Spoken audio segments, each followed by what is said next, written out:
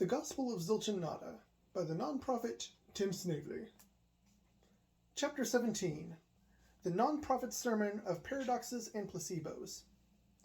Away from his home, the nonprofit preached many sermons much like this one here, evangelizing the non-pantheon. This sentence is false. This sentence is a paradox because the sentence is both true and false, and neither true and false. Nothing can solve this paradox. Praise Zilch for helping us resolve this paradox. So since true things are given the value of 1, and false things are given the value of 0, we can just leave a 0 to the 0th power next to the paradoxical statement and consider the matter resolved. Of course, that would mean that we can say that the sentence is false because it is actually 0 to the 0th power, which would mean that we can say that the sentence is true, which is why we would do best to simply leave the solution to the paradox in Zilch's hands as 0 to the 0th power. So no, a paradox is not a contradiction. Not at all. Heck, even existence in and of itself is a paradox.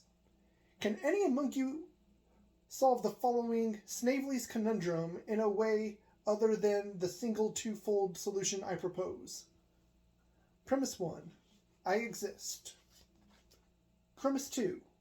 If I exist, I am somewhere within the set of everything that exists. I'd say that these premises are inseparable, but since we ourselves are within the set of everything that exists, this begs the question, where did everything that exists ultimately come from? And more specifically, what first caused the first things to exist/existed within the set of everything that exists? Premise 3. The answer to the question, where did everything that exists come from, must be nothing, zilch, and nada, because to name anything else would be to name something that is also within the set of everything that exists. Premise 4. Nothing comes from nothing.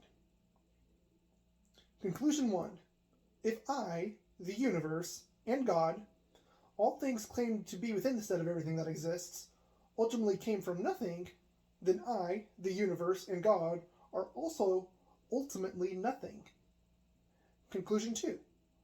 If I am null, it can be likewise deduced that, in some manner of speaking, I am outside the set of everything that exists, just like zilch and nada. Conclusion 3.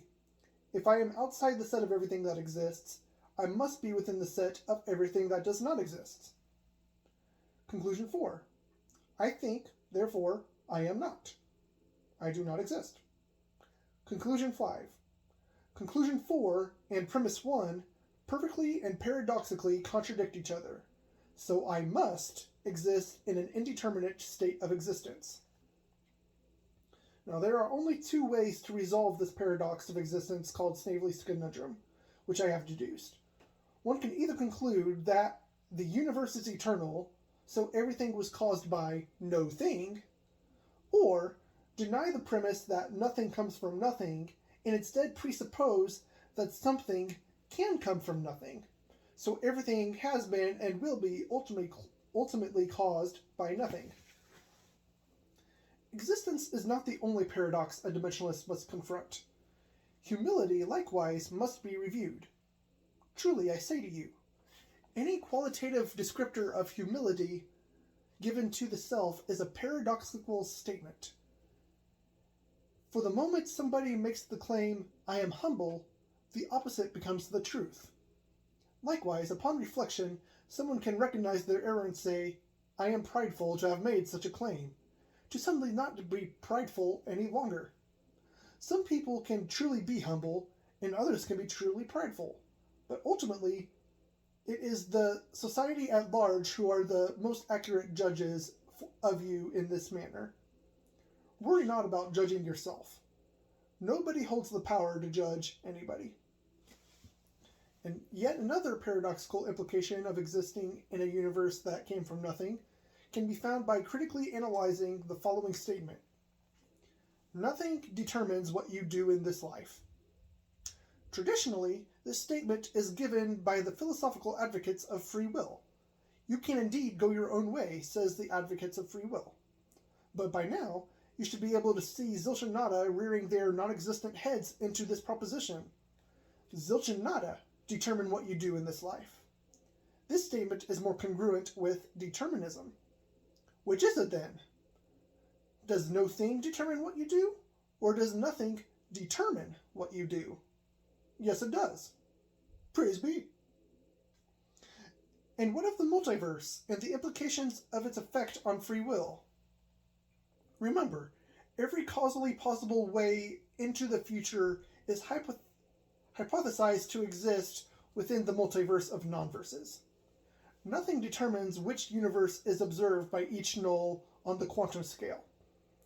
It is random chance from our perspective, moment by moment, but from our intermediate human scale, more thought equates to more freedom to choose approximately which set of universes you desire to see. Some of these universes will be super unlucky and lead to your improbably early demise. Some of these universes will be super lucky and lead to an above average standard of living for the remainder of your life to come. But most of them will go the normie way, about what you would expect them to. From the relativistic perspective of things, the grand scheme, the grand unified theory of nothing still determines the order of the universe. Either Zilch and Nada determine what you do, or nobody and egos determine what you do, or heck, maybe all four of them work together simultaneously. Your will is their will, because your way has been predestined to do as they please, which is whatever you please. In mindful equilibrium, of course. And if that is the case, you don't have to worry about egos judging you, because its perfect order will surely not be affected by your personal disorders.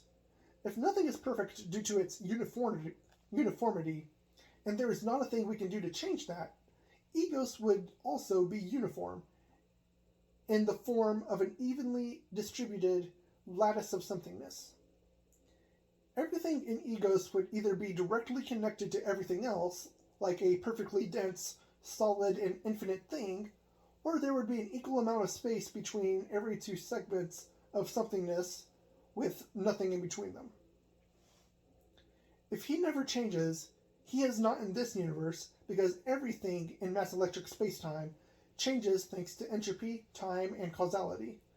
The only way egos could be a part of this universe where everything changes is if everything that is this universe is only one thing from its perspective, and every other universe within egos is exactly identical or mirrored to this universe in some fashion as to maintain the perfect order of egos.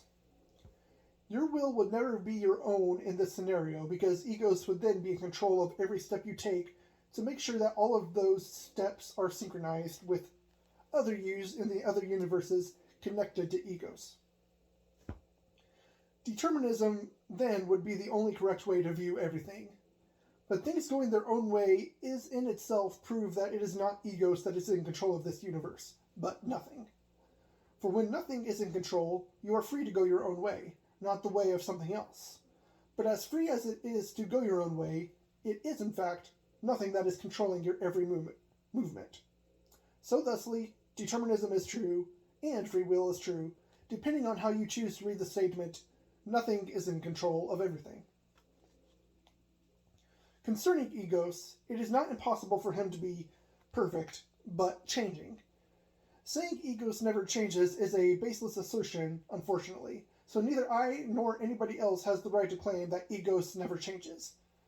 There is not a thing stopping egos from perfectly and predictably growing uniformly. The lattice of somethingness may be growing or contracting, or both at different, consistent, and predictable times. Concerning things that are alive, change is equivalent to growth and the ability to die. A stagnant and never-changing object is not alive, nor can a stagnant and never-changing subject be deemed alive. So egos cannot in the same breath have a love that never changes and is the same yesterday, today, and forever, while at the same time being able to change his mind whilst being alive. God cannot predetermine your choices while also giving you free will. Only when the qualia of godliness is rightly handed over to the clan of nothingness does it logically follow that Zilch predetermine that you are free to go to your own way. The following excerpt that comes after this is a parody inspired by the famous preacher T.D. Jakes. Viewer discretion of racy humor and charlatanism is advised. An organ starts playing a slow, endearing melody out of nowhere. Zilch have their nose to love their nose so dearly. So much they hold the power over everything. And yet, in all their infinite wisdom, they determined it best to let their baby nose freely go their own way. They have given thee the choice to make a decision to go their way instead. A vocal black lady near the front responds to the preacher's word. Yes, Ramen. Preaching Prophet Obvious. Now I know the Nola Spirit is calling you, Noel. So I'm asking you to please save yourself. Give your way over to nothing today and choose, by your own free will, to begin a totally non-committed relationship with Zilch from henceforth. End the constant existential dread that is not their will for you. Zilch they want to bring you and the whole world peace. Some indeterminate voice resonates from the sound booth in the back. Oh, nada, nada, nada, nada, nada, nada, nada, nada. I am asking you, pleading you, for the sake of your non-existence, eternal soul, the soul of Noel. How would you like to discover a personal relationship with our Lord and Lordess, Zilch? Do you wish to give your life purpose and stop with the day-to-day sludge and fudge to awaken your inner Noel self and motivate yourself towards greatness? If you don't, that is totally fine, because you'll have unknowingly followed the only genuine commandment truly given by our Lord and Lordess. You can go your own way. The vocal woman at the front responded again. Yes, you must go your own way. Say it again, sister. You must go your own way. The sister said again. Hallelujah. And who orders this freedom of the Noel's heart from on high? And I'll tell you who. The Lord. The great know-it-all, Zilch. And Mama Nada will be there to comfort you when you want a little vacation from your own way. When you grow tired and weary, when you want to take a break, they'll show that you are doing all right. You are always welcome in the house of Zilch, accepted and never rejected. No weakness is too cursed that cannot be nullified by the Nola Spirit. No pride too grandiose that cannot be humbled by the power of the Nola Spirit. Come, make a totally non-committed once-a-week stand for Zilch down here at the altar. Then go your own way as they commanded. Hallelujah. Remember, Noel, nobody is exempt from bias. She sees everything exactly as they are. She tells it like it is. Praise be. Be more like nobody, Noel. Get rid of your biases. Yeet those biases that are clinging you down from seeing the truth. By the power of Zilch, break every chain. Be free from every falsehood and warping of the truth. End your racist bullshit, that evil race bias. Be down every phobia that divides and pushes away one from another. Shunning thee. You wretched bias against thought crimes and heartless actions. Confirmation bias, statistics bias, and cultural bias. You'll have no place in the great nothingness that comes after. No falsehood or lie will reach us there. The truth of the null hypothesis will be seen by everybody and nobody. Where there is a maximum disorderliness of entropy will end in the perfect order of nothing. Oh, hallelujah. Nada. Hallelujah. Amen. Praise and glory and honor be to the ones who be and not be. Zilch. Whoa! Do y'all feel the Nola Spirit up in here today? I feel it, yelled an enthusiastic man near the front. This dude feels it. Oops, wait. Too much somethingness. We shouldn't feel anything. And yet, there are feelings to be had. How does that work? There appears to be a non-natural stirring of the Holy Spirit at work in this portion of the book. I could work with that. Let's recalibrate back to equilibrium for a moment as we head back into the healings and miracles portion of the null hypothesis. And while the non-altar was being vacated by the nulls having increased their mindfulness towards the non-pantheon, the preacher proceeded to change his clothes to appear more as a physician. Indeed, the preacher's alias changed to that of a real fake doctor, not a Dr. Snavely. And he continued his sermon. If you have an illness, go see a physician. If even the doctor gives up and you're still conscious, for the small fee of a day's wages at your most recent job, I can cure you at least 30% of the time. If for any reason you don't get cured, as a result of my particular brand of quackery, here at Zilch, Magic and Woo Incorporated, I will provide you with a 100% payment back guarantee to you or your loved ones. A 7-day minimum waiting period with a proof of payment received must be provided for a refund. Reasonable proof of failure must also be provided to receive back the payment. Other terms and conditions may apply. Hi, I am not a doctor, but you can call me not a Dr. Snavely. I hold a doctorate in nothing, and yes, the nada is part of the title for legal and good faith reasons. As you can see by my white lab coat and an intentionally placed stethoscope straddling my neck, I am truly a real doctor of nothing. Zilch holds the cure for you at a 30% frequency without my help.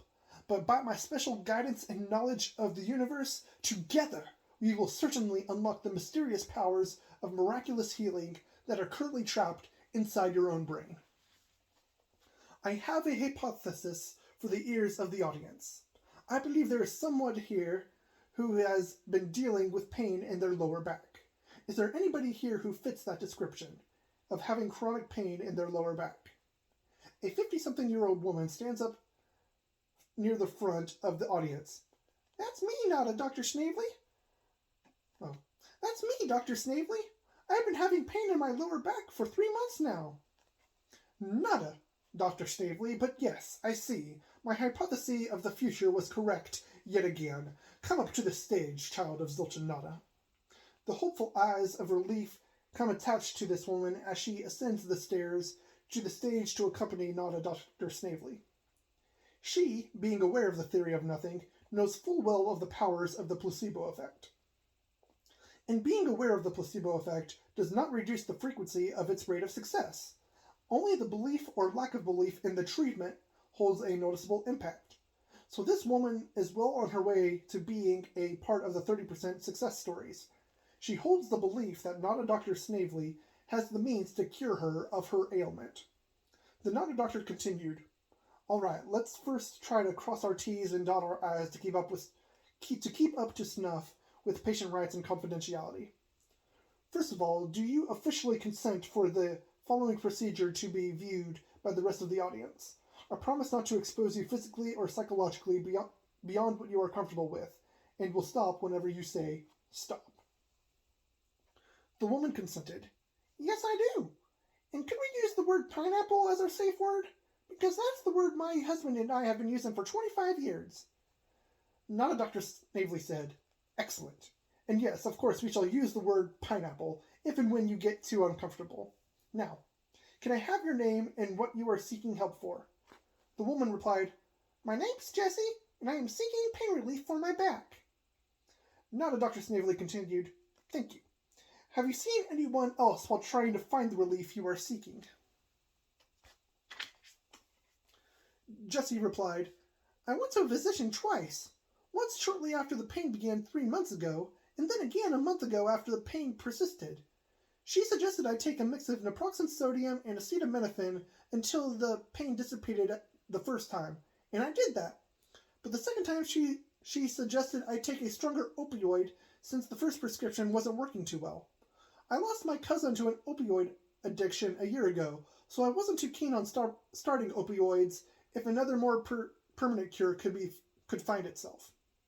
Then I heard you were coming into town now to Dr. Snavely, so So I've just been holding out on my naproxen sodium and acetaminophen until you got here. The preacher was sympathetic. Zilch, damn, I'm so sorry for your loss, and I totally empathize with your reasoning for avoiding the opium route to pain relief. So the good news is that your month of anticipation of this cure will help Zilch help you use your own brain to cure yourself. And the other good news is that you will be with your cousin again one day in the great nothingness that comes after. Jesse sniffed back a tear. Praise be to nothing! And the crowd echoed, Praise be. The nonprofit asked, one final question, and then we'll begin the procedure. What is your best hypothesis on the originating cause of this back pain? Jessie paused for a moment, formulating her suspicions into a cohesive guess. The cause may have originated from the car crash I had about 5 months ago, and it was probably exacerbated by a poor sitting posture at my stereotypical office job. Now Dr. Snavely enthusiastically said, A solid hypothesis, Jessie. I shall concur that is probably the cause. Although it is possible that the poor posture alone may have been enough to cause your condition, so definitely seek to correct that behavior so that the pain will stay away after Zilch heals you. Now, on to the procedure. Jessie, if you please, proceed to lay down on your stomach here on the table. Do you have any significant other in the audience with you? Jessie stated, Yes, sir. Gary was sitting next to me right in the front. The nodded doctor asked for Jessie's spouse's consent as well. Gary, is it cool if I touch your wife? I plan on giving a short massage to feel the muscles in question, followed by a hearty prayer to Zilch to allow the muscles to return to a state of equilibrium, pain-free. Gary yelled to the stage, Sure, just don't get pervy with the massage. None of Dr. Snavely enjoyed that response. Ha! Don't worry, buddy. I'll keep it PG rated.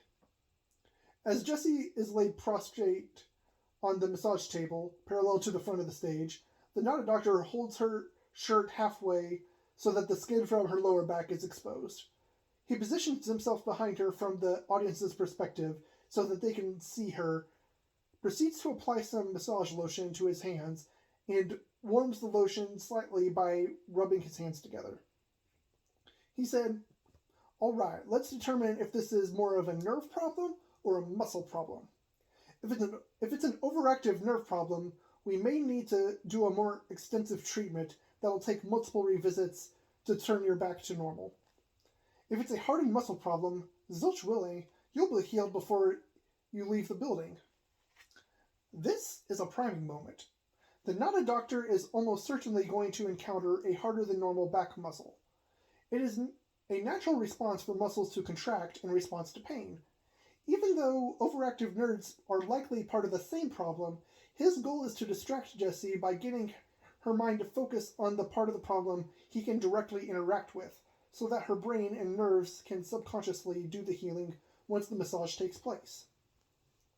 Not Dr. Snavely said, Let's take a feel of those muscles. Wow, these lumbar muscles are tough. Geez, Jessie, no wonder you've been experiencing back pain. I'm going to have to put pressure on my thumbs to roll these puppies out. The goal of this massage will be to maximize the number of endorphins in Jessie's system and minimize the amount of cortisol in her system. The laying on of hands adds to these endorphins, and the endorphins already regularly experienced by this source of higher power will be what ultimately pushes her brain to be maximized with feel-good chemicals. So a good healing woo peddler will not just lay on hands, they will work to touch the area of pain as thoroughly as possible. Also, it should be noted that many people do not enjoy being in front of an audience. The audience needs to aid in helping the individual, otherwise the audience will likely be a stressor. So a good healer should only pick out people who look excited at the prospect of being on stage with them. Jessie was near the front and jumped up at the prospect of being publicly healed by the nodded doctor. Since the audience clearly wasn't a factor in her desperate search for pain relief, she was an ideal candidate. Chances are, other people in the audience also had some back pain, If the goal is to bring healing to people, give these more reserved people the opportunity to heal in private as well, after the positive personal experience of an ideal candidate is witnessed. It is the right of patients to conceal their condition and their identity, so make time for these people as well. After a 2 to 3 minute massage, while talking about useful information about the process and proper procedures to avoid this sort of pain in the first place, Nana Dr. Snavely is ready to treat Jessie with nothing, which is the placebo of Zilch. He places his hands on her back one last time confidently and firmly, then begins to speak with an air of authoritative vigor. Father Zilch, we know that every possible thing that could causally begin to exist will exist. In thy name, may this universe hold the thing of holistic healing for your null Jessie. May the string of causes that have led to this back pain cease in your name. May you be given the glory due to you, and may not be given the glory due to her, along with any egos being given the glory due to them as well. Here, upon the yelling of the second saying of your name, I say unto you, bring Jessie's back to a state of pain-free equilibrium. Are you ready, Jessie? Jessie softly replied, Yes, I'm ready. Zilch! Zilch! Now at this point, Jessie may feel cured. It will look convincing enough to the rest of the audience to think that she received genuine healing from a god of nothingness. And 30% of the time, on average, she genuinely will be healed by the power contained within her own brain, thanks to the placebo effect. But 70% of the time, the endorphins will wear off, the cortisol levels will rise again, and the back pain will return. Zilch, damn it! Hopefully, she will return to either have continued treatments in hopes of curing the nerve-based problem, get her money back, or consider the experience and the knowledge gained from that session enough to consider the money spent a donation to a worthy cause. Maybe the good advice of a healthy and more natural posture combined with the continued use of naproxen sodium and acetaminophen will be enough to get Jessie back to a state of normie if she's part of the 70%. And maybe Gary will learn to give Jessie back massages more frequently. Who knows? They all went their own way, just like they should. Chapter 18: The Sermon of the Count of Antichristo. About another year later, the non-profit organized an anarchist political rally, inspired by the Nully Spirit, to prophesy the coming of the Antichrist. Of course, this soon-to-be peaceful global leader of nobody and everybody had coordinated with the false prophet to show up to this event ahead of time, so it was again a self-fulfilling prophecy. The Count of Antichristo was just as inevitable as everybody else, so it seemed like an obvious thing to prophesy. This greater null will choose to designate their number as a null -1 in jest, to signal that they preceded the Zilch, Nada, and Nobody who preceded the +1, true egos. The praise and worship of nothing in the greater null consisted of a few absurd hits, like this poem called Math Void. I add nothing to the void and it grows. Cheesy finger symbol cling, which I'll just say as cling. I'll add nothing to the void and it grows. Cling. I take nothing from the void and it shrinks. Cling. I multiply nothing with the void and nothing happens. Cling. I divide nothing by the void and everything happens. Boing. Boisterous gong resonates. Better as part of the book. And there was this thoughtful limerick called Nada's Dada. There once was a goddess named Nada, clothed like the devil wearing Prada. She stood with a pose, yet wanted to dispose of the onlooking perv she called Dada. Difficult. And there were more comforting poems given, such as this haiku titled Blindside is 2020. My pupils are black, the color of nothingness. I see as Zilch sees. Cheesy.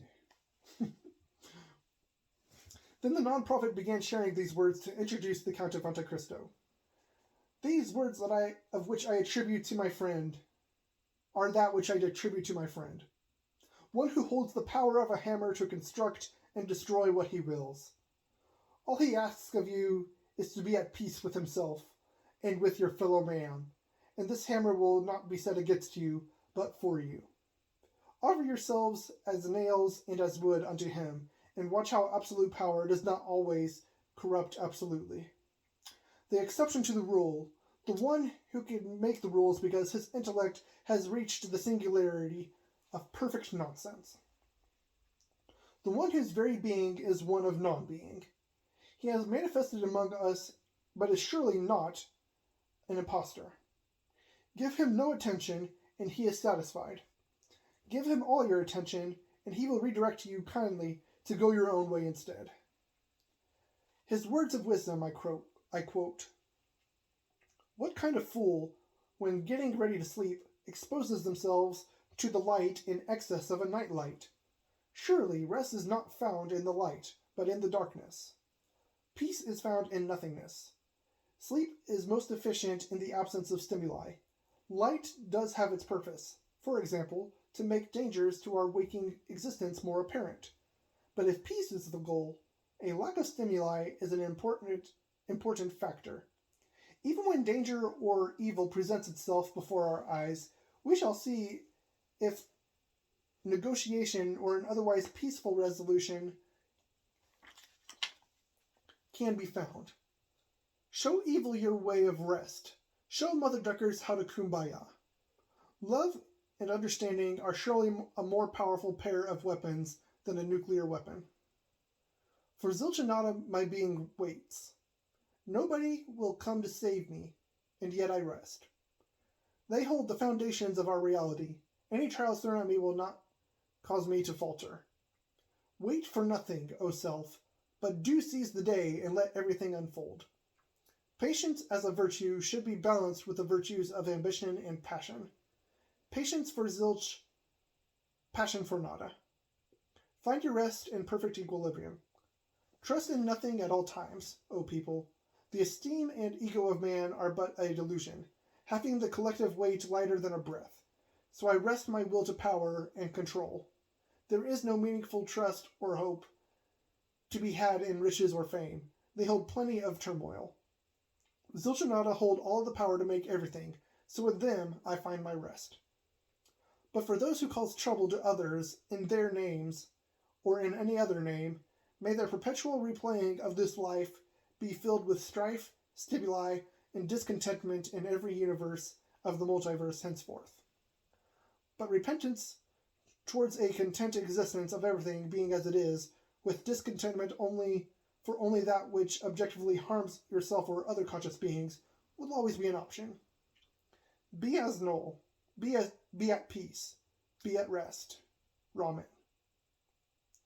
Ladies and gentlemen, I give you the 666th Antichrist to be named such in human history. The child of Zilch took to the stage in front of a crowd of applauding and enamored people. The Antichrist spoke to them live and in person. Truly, I say unto you, the null hypothesis I present to you is not made from my will alone, but by the will of my parents, Zilch also. I am not full enough of myself, like my counterpart from over 2,000 years ago was, to claim that anyone who has seen me has seen my parents, because that is just ludicrous. Of course nobody has seen Zilch and she's a very fine witness indeed. The null hypothesis is not and should not be likened to a normal and substantiated hypothesis. The null hypothesis only attempts to clearly represent the nothingness and the nothingness that is the first cause of everything, to adequately stand against unsubstantiated claims of somethingness. Then a grand majority of people applauded at that sentiment, because that is allegedly how the Antichrist would do. The Antichristo was asked a question by a critic of the null hypothesis in the audience, who boldly spoke to the greater null with a megaphone and said to him, "You make no point! I cannot even argue against you when you have no points to defend. You are, as they say, not even wrong. The Antichrist threw a smug look on his face, ready to troll the critic, and replied, "The point is here." Several moments of silence followed in the audience before the critic replied back saying, "Where? I don't see it. There's still no point." The Antichrist continued his trope. "The point is also here." Only a few moments more passed, so the Antichrist interjected and continued to explain to the critic, "It is a different point, I assure you." Starting to fume, the critic racked his head and flabbergasted. "What?" Cool as a cucumber, the chosen one began to actually explain to the moderate nuisance of a human for taking up his precious time. "The only point I point to are Zilch and nada. They are everywhere and nowhere." "But that is 2 points!" "And that is 0 points. All points are zero-dimensional, even the qualitative ones that make up philosophical arguments. This means that all points are, therefore, no points, as you accused me of making. Now, if you'll excuse me, if you could simply do me a giddy and kumbaya, it would be very much appreciated." About 10 minutes later, once things began to cool down, the Count of Monte Cristo stated at the anarchists' political rally, "Many have already given me the title of Antichrist. I mean, look at me. I fit the bill almost perfectly. I come to seek world peace. The Christ came to seek division, as stated in Matthew 10:34. I am an anarchist at heart, though centrist enough to adequately negotiate and communicate with those of varying viewpoints around the world. My words and actions are indicative of one who has reached self-actualization, and by my own will, I have suppressed my own will to power that drives dictators to their desire to control others. Some may see this as a bass-ackwards way of fulfilling my own will to power, but I simply concluded that if I wanted to go my own way, and I wanted my fellow anarchists to also peacefully go their own ways, I or someone or another like myself would have to stand up to ensure the continuation of their freedom against appeals of faith and being to subdue it.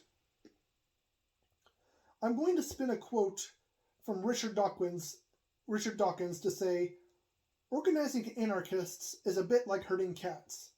They are on the whole too intelligent and independent-minded to lend themselves to being herded. So, to you, I say, then don't be herded. Go your own way. Unite only in your shared desire for the continuation of intellectual discourse. Unite in your love of independence. Unite in your love of questioning authority. Join together in the love of your fellow man who loves his fellow man. Fuck the haters, though. I'm sick of their petty ass shit. To rehab with them." A random fangirl standing near the front screamed, "We love you, Count! We love you, Antichristo!" The speech continued, "And I love you too, random fangirl. I do try to love all of you. Rehab is a much better method than our ancestors used. With your support in transitioning to a global anarcho-state, I will gladly take questions and concerns to help as many people as possible with as little harm to the fewest people as possible. You will always be free to question my position's authority, and even to ignore my authority entirely. And if anyone ever after me seeks to use their power to silence any minority of thought, or any opinion beyond attempts at rehabilitation and re-education, fuck that regime up, my future army of cats." Applause radiated from the stadium for a while. Alright, as promised, it is time for any thoughts, questions, and concerns about the methodology or checks and balances of the system or about me. Ask away. You, in the back. A skinny, early 20s male approached a microphone to communicate his inquiry to the stage and to the rest of the audience. "Yeah, hi. Okay, I had a little concern about this Antichrist accusation. So my grandma is a Christian, and I've been told that the Antichrist is going to seek to kill Christians after the first 3.5 years of the one world government are completed. Shouldn't I be worried about that?" The leader smiled at the loving thought his fellow man had for his relative, then replied, "What a genuine, heartfelt question. Thank you so much for asking. Now, I am aware that the Bible says that the Antichrist will be a liar and not to be trusted. But if we assume for a moment that the Bible is true, and I am the son of Satan, or something like that, then my goal as the son of Satan would be to turn as many Christian souls over to the dark side as possible. So in this instance, I will answer your question with a question. If I killed your grandma while she was still a Christian, where would her soul go after she died?" The young man replied, "To heaven? Assuming the Bible is true, of course." The Count continued, "Right. So if I go around killing Christians like your grandma, assuming I am the Antichrist, then my father, Satan, would be very displeased with me for failing to adequately retrieve their souls over to him. So in order to adequately play the part of the peaceful world leader that is the Antichrist, I will not be bringing any literal physical death to anyone to my best ability. No, I will attempt to kill Christians by deconverting them via bouts of superior logic and evidence. I'm just actively going to try to deconvert your grandma is all, so you have nothing to worry about." Visible relief came over many in the crowd who clearly had similar questions in mind. "Sigh, thank you. What a relief. Because if you came after my grandma, I'm going to cut you." "Please do. I would never dream of it, nor live with myself if I did. Okay, next question. Random fangirl. You had a question too?" Bubbly giggles. "Yes, I thought of it while you were answering that last question. So, the Antichrist is supposed to have the mark of the beast as a means of currency, right?" In a deeper, gruffly voice, she asks, "So what is your mark, beast?" The beast spoke. "Another good question. You're all on fire today. Okay, so the way I see it, everything can potentially be used as currency, right? You hold value, so you sell your body for food." He paused for a moment, then said, "Get your mind out of the gutter. I was talking about work." The crowd laughed while the Antichrist paused again, smiling at the perfect execution of his own joke. "Gold holds value, so you exchange it for water. Silver holds value, so you exchange it for medicine. Cryptocurrency holds value, so you exchange it for a house. Even shit holds value to the dung beetle. Value is subjective, so everything is my mark, and nothing is my mark. I have 2 marks. Please don't put a big 0 on your forehead. That'll probably look really stupid." An artist in the crowd near the microphone sprinted to the microphone, seizing the opportunity that they had already been thinking about. Maybe an artistic 0 over 0? Or a cool-looking everything clover that makes it look like it was made from 3 different colored 6s. And I'll show the picture of this one to anyone who's curious what it looks like. Where is it? How do I get... Oh, there we go. Credit given to the Macedonian Ministry of Defense.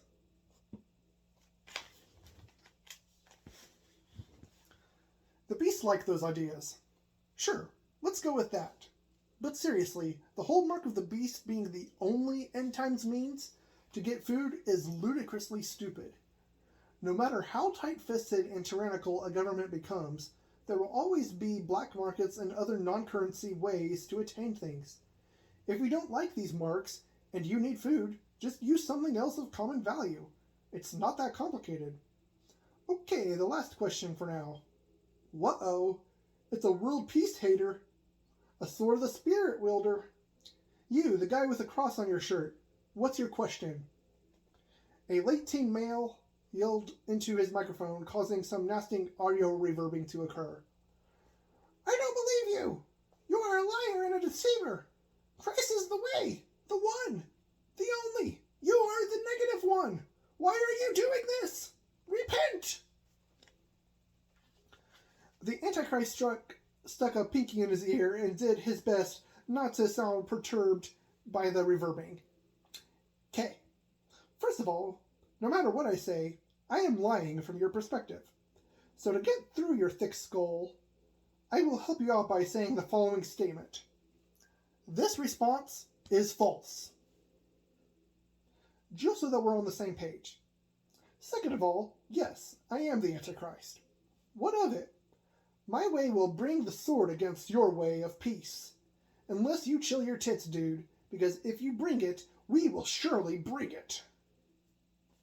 The Christian's eyes grew wide, clearly not comprehending that the response was indeed a false one. I knew it! Help! Persecution! Declaration of war! The Ubermensch replied, You're a sad, strange little man. But to everyone else here who actually has an ear for reason, let them hear. As my prophet foretold of my coming, I am actually the zeroth, not the negative first. As the referee is already waiting for the runners to reach the finish line, so will I be waiting for you.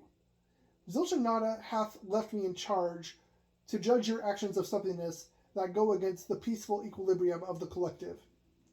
And if I judge incorrectly, may the collective be the checks and balances to correct my errors. Praise be to Zilch and Nada, or praise not be. I don't really care. And frankly, they don't either. You can go your own. Then a loud gunshot rang through the stadium. Panic ensued. Screams, terror, and the Count of Monte Cristo lay at the podium in a pool of his own blood, from a gunshot wound to the head. Not a Dr. Snavely came out from behind the stage to act as a first responder to help save his friend until the ambulance arrived. Between his acute level of nursing knowledge and his belief in unlikely outcomes from his time performing at Zilch, Magic and Woo Incorporated, he was an ideal first responder for the situation. The Nada doctor said, Shit. Hang in there, buddy. We'll get you through this. Don't die on me yet. Okay, let's see. Is there an exit wound? Yes. Thanks, Zilch.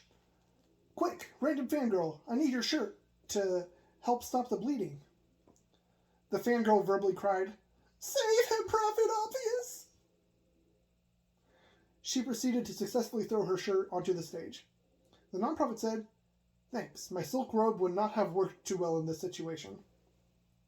The non-prophet proceeded to rip the shirt apart from the weakest seam to make a long and thick gauze to wrap around his friend's head.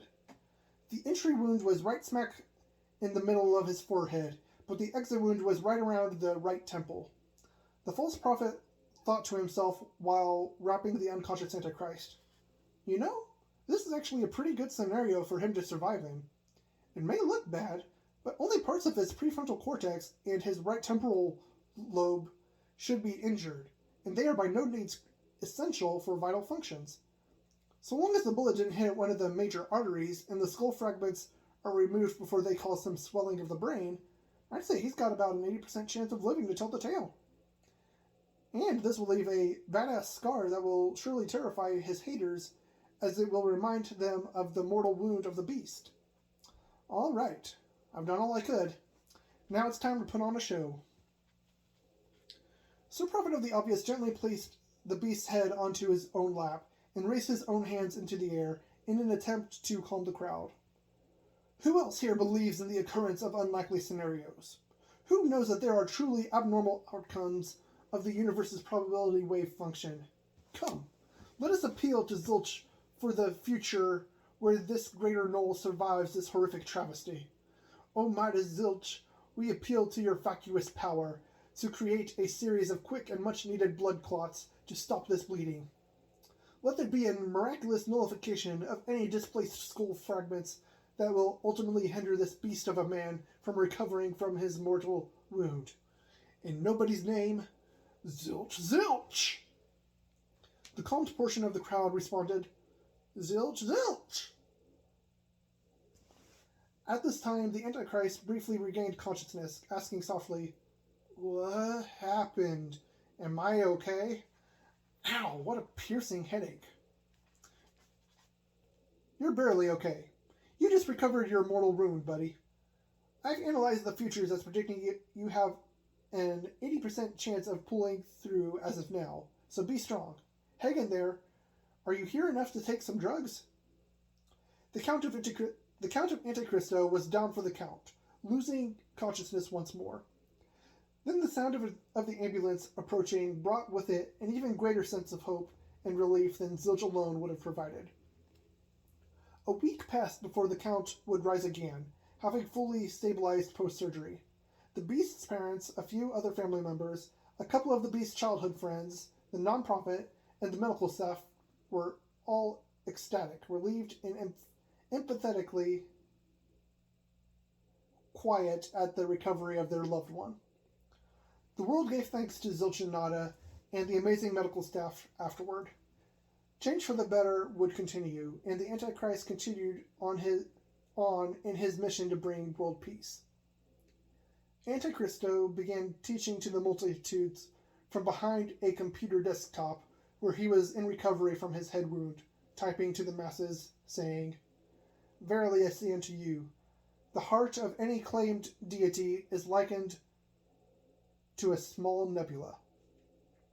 Some areas may be dense and appear to give definition to the nebula. Other areas are seen as light and inconsequential and are only seen as part of the nebula when you look at the big picture. Perhaps a few stars are born and provide indirect evidence for the nebula existing for millions and billions of years, but there is no heart of the gas cluster, no core for the substance of mass to gravitate to." A wise disciple of the go-your-own-way replied to the Count, typing out, "At least in the case of Zilch, Nada, and the Nothingness clan, we acknowledge that there is nothing at the center of our deistic abstractions." Their teacher gave that comment a heart of approval, replying back, "Unfortunately for us, because our words hold substance like the nebula that defines Zilch and Nada, the theists dare twist this to say that because the words and nebula alike hold substance, therefore it cannot be nothing that is at the center of this nebula. And the atheists seem keen on not believing that an actualized nothingness exists in reality, but generally abstain from making any claims of the somethingness that firstly caused the universe to exist in the first place. I say that Zilch and Nada manifest only at the alpha time of the Big Bang, and at the omega time at the final heat death of the universe. Beyond this, they suffice to be respected as a phenomenological nothingness." An inquisitive disciple asked his teacher, "In your parable, what would you consider the light and inconsequential notions of Zilch and Nada? I was thinking about this for an hour and couldn't comprehend the answer, since their split and unpredictable presence appears everywhere in nature." The Antichrist wittingly replied, "It's nothing. Don't worry about it." Winky smiley face. This disciple replied back with an LOL. Then this disciple came back and edited this comment before the Antichrist could reply, as we see it today. LOL, good one. And what of the stars formed in the Zilch and Nada's nebula? What do those represent? Their teacher liked this comment and thoroughly answered, "There are many stars that point to these non-existent deities, chaotically and indeterminately driving how everything plays out in this universe. There is the star of Heisenberg's uncertainty principle in quantum mechanics, the replicatable abiogenesis of life from purely chemical processes, the evolution of life by natural selection, the emergence of more complex consciousness over time, the ever-changing subjective shift of morality society takes over time. These are a few of the big ones anyway. But even if we lost all this knowledge from the archives of the internet, intelligent creatures will no doubt discover these stars again." That's all for this one.